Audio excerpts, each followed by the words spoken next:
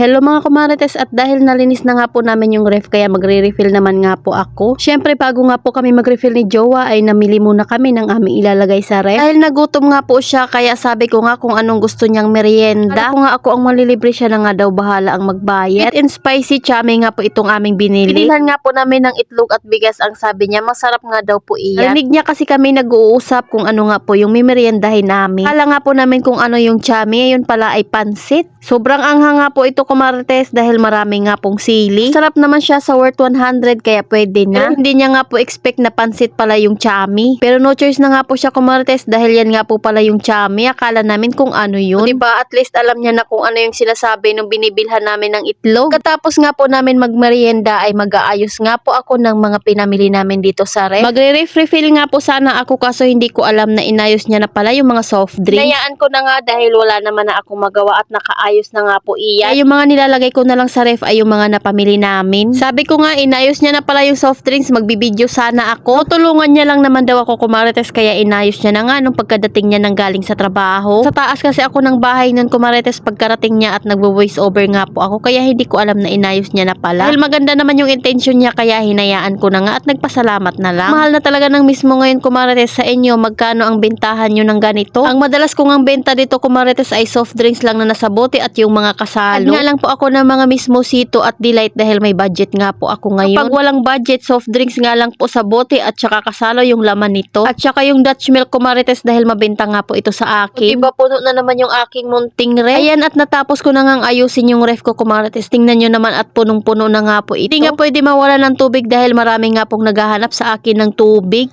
Ayan at nakakatuwa naman at malinis na nga po yung ref ko at napuno ko pa ng mga laman. Hindi nga po muna ako gumawa ng yelo dahil marami pa naman kaming yelo. Magre-refill nga lang din po ako ng bigas dahil naubusan na nga po kami ng bigas. Linggo po talaga kami bumibili ng bigas pero may extra kasi si Jowa kaya hindi nga po ako nakabili. 6 na kilo nga lang ulit yung binili ko kumarites dahil ito nga po yung madalas kong binibili. Ang kasya talaga sa bigasan namin ay 10 kilo. Buti na lang at naalala ko nga pong bumili ng Magic Sarap dahil ubos na nga po pala yung Magic Sarap namin. Nagsalin na nga rin po ako doon sa pinakalagayan niya para naman hindi na nga po ako nagbabawas doon sa aming tindahan. Puro refill nga po yung ginagawa ko kumarites ngayon dahil nga po marami nga po talaga akong kailangan refillan. Kagaya nga po nitong gamis at ubos na nga po yung unang salin ko dito. Kaya kailangan ko na naman talagang magsalin. Malaki talaga yung kita mo pag maramihan nga po yung binibili mo. Yun nga po yung kilo-kilo na. Ang 2 salin ko na nga po ito sa Tupperware kumarites pero tingnan nyo naman at marami pa rin talagang laman. Kaya kahit bilangin nyo nga po ito talagang mas malaki yung kita mo kisa nga po yung nabibili sa grocery na 10